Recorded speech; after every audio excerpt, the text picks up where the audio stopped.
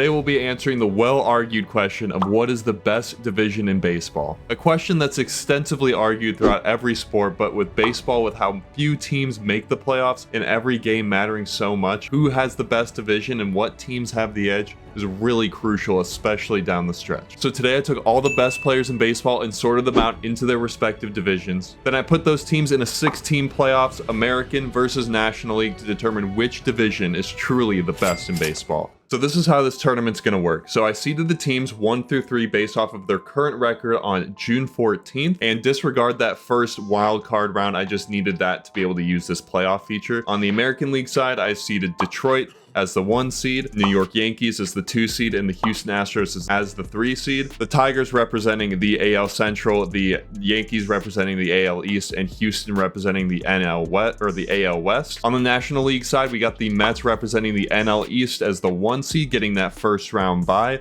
And we have the Cubs representing the NL Central and the Dodgers representing the NL West with the 3 seed. And like I said before, just disregard that first round. I just needed that for the playoff feature purposes. So the teams that the top seeds are going to be playing are the 2 worst teams. I edited the roster to make sure that pretty much is a first round bye. So they will be playing the winners of the 2s and 3 seeds, and then obviously meet in the World Series. So yeah, let's get into the rosters. Starting out in the AL, we got the AL Central with Bobby Witt, Steven Kwan, Jose Ramirez, Gleyber Torres, Byron Buxton, Carlos Correa, Spencer Torkelson, Dylan Dingler, Kerry Carpenter. And then off the bench, we have Javi Baez, Harrison Bader, and Michael Garcia. The rotation obviously starting out with Tariq Skubal, Chris Bubich, Cole Ragans, Joe Ryan, and Pablo Lopez. Bullpen is pretty much the top starters that didn't make the rotations. We got Jack Flaherty, Shane Smith, Cade Smith, Lucas Ursig, Griffin Jacks, Danny Colomb, Yohan Duran, and Emmanuel Clase. Shane Smith being our lone representative from the Chicago White Sox. Moving on to the AL East, we got Gunnar Henderson, Vlad Guerrero, Aaron Judge, Rafi Devers, Alex Bregman, Brandon Lau, Wilyer Abreu, Cedric Mullins, and Adley Rutschman. Off the bench, we got Cody Bellinger, Tyler O'Neill, Jazz Chisholm Jr., Ha-Sung Kim, Junior Caminero, and Jackson Holiday. We have a lot of position players on this one. Pitching wise, we got Max Fried, Garrett Crochet, Carlos Rodon, Drew Rasmussen, and Garrett Cole.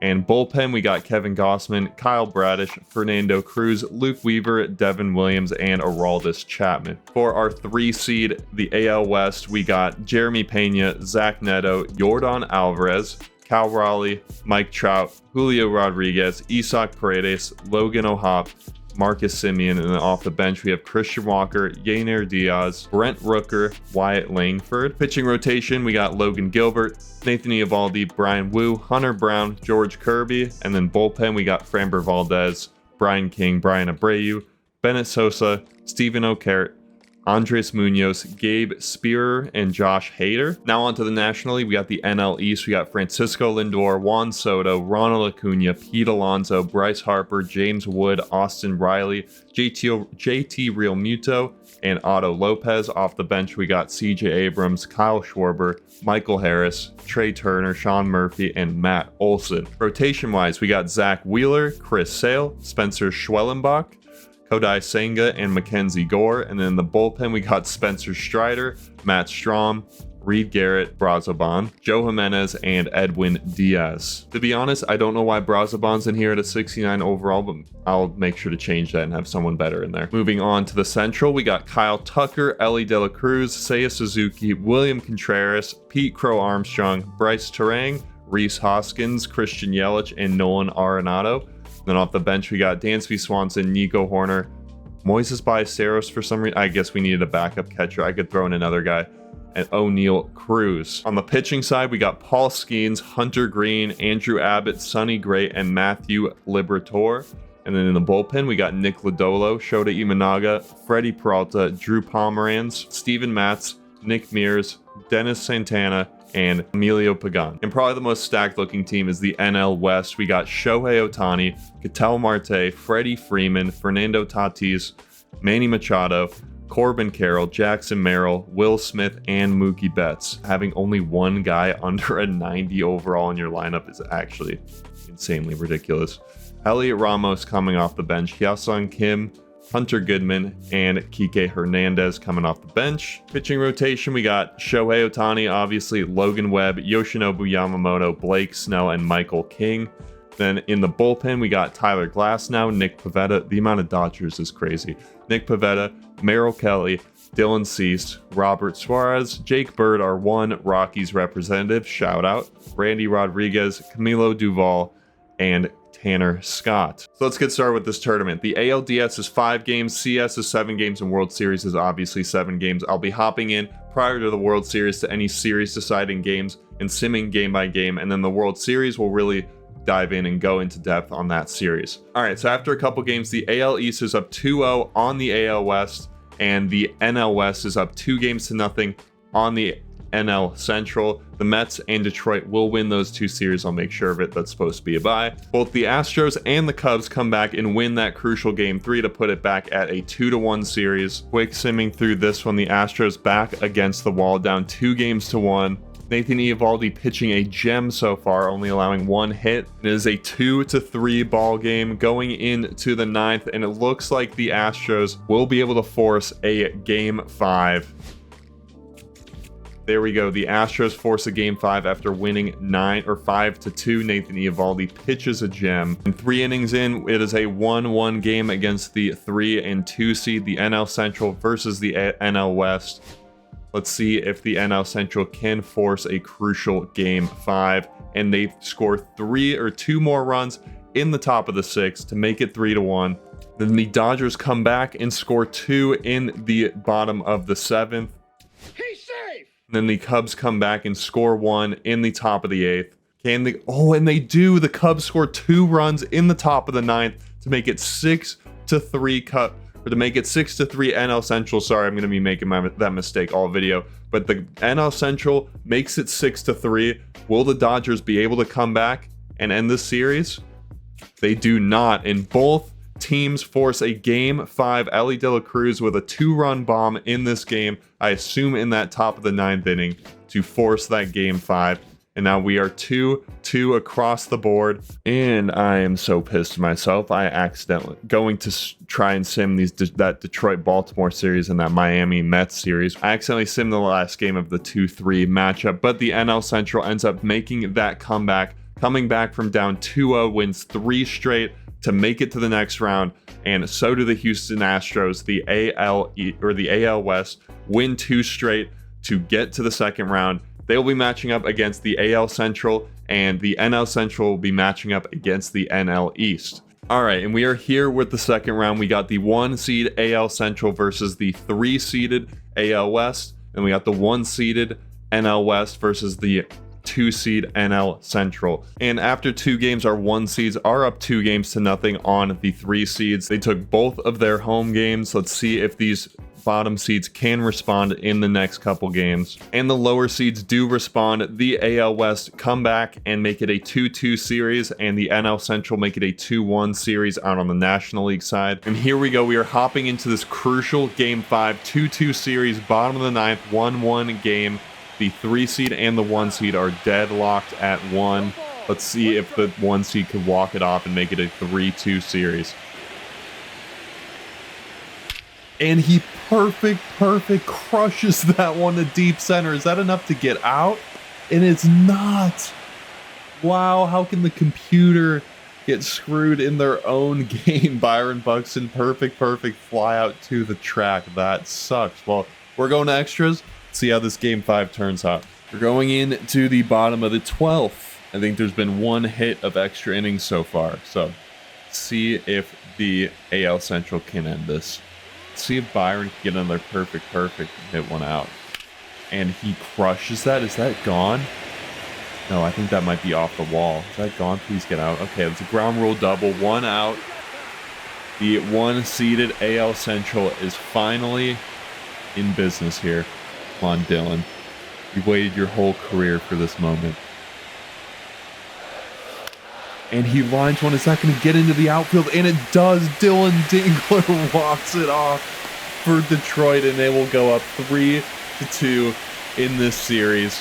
A very important game 5, and Detroit takes it And the NL Central is down 3-1 in this series, back against the wall. Let's see if they could come back and make this a 3-2 series, or if the NL East will be moving on to the World Series. And they score 3 runs in the top of the second, making it difficult. But the NL Central is not going away. They score 2 runs in the bottom of the third to make it 4-4. And then they score 1 in the bottom of the fourth to make it 5-4. So they are not going away easy. And the NL East gets to Justin Steele, and they make it 6-5 in the top of the 8th. Does the NL Central have any offense left in the tank? Edwin Diaz in for the NL East. See if the NL Central has anything left and can walk this game off or tie this, send it to extras. But after last game, hope it just ends in this inning. But Dansby Swanson strikes out swinging. Pete Crow Armstrong up against a righty, so let's see if he could put a charge into one and tie this ball game, or if Diaz could get to him. And he pops it up to the third baseman. Looks like Austin Riley will be under that to make it 2 outs. Up to Nico Horner with a home run, surprisingly, in this game. Let's see if he could make it 2, tie this one. And it looks like the NL East will get out of this series and make it to the World Series after beating the NL Central 4-1. But we do have one series left to be decided. The 1 seed from the NL side made it to the World Series, but let's see if the AL West can make it past the AL Central, or if they will take care of business in this Game 6.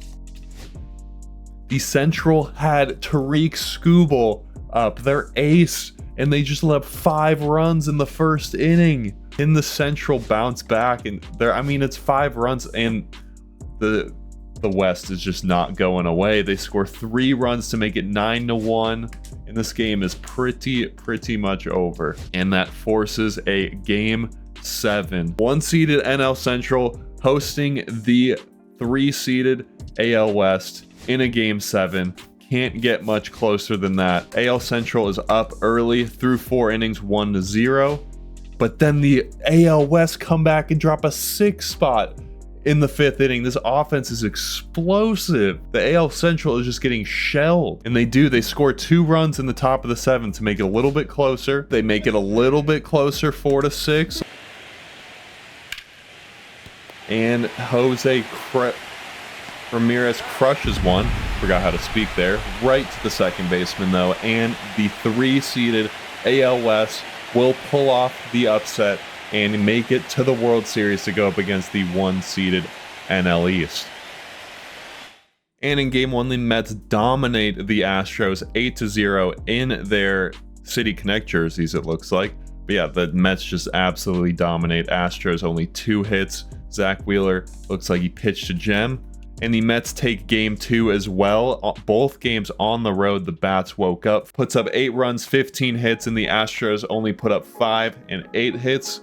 Taking 2 games on the road is going to be huge in this series. Let's see if the AL West can respond. They've been responding all playoffs, so let's see if they can respond here. And they don't. The NL East takes care of business and goes up 3-0 in this series, a 2-1 victory at home. Even with 3 errors, they were still able to pull it off. Let's see if the AL West has any fight left in them. Just in case there's any magic here, we are going to be simcasting this one. But the Astros really need to wake up if they want to have any chance, down 3-0. And they put up 3 in the 6th. That offense is starting to come alive. And it looks like the AL West will come out with a victory to make it 3-1.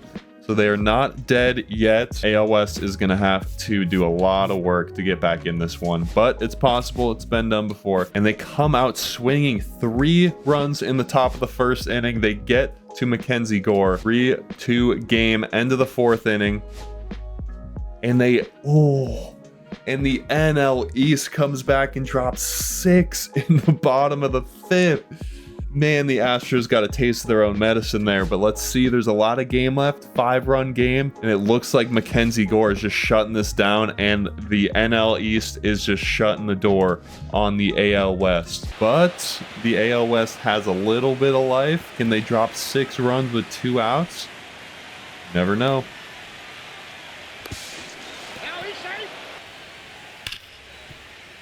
There we go.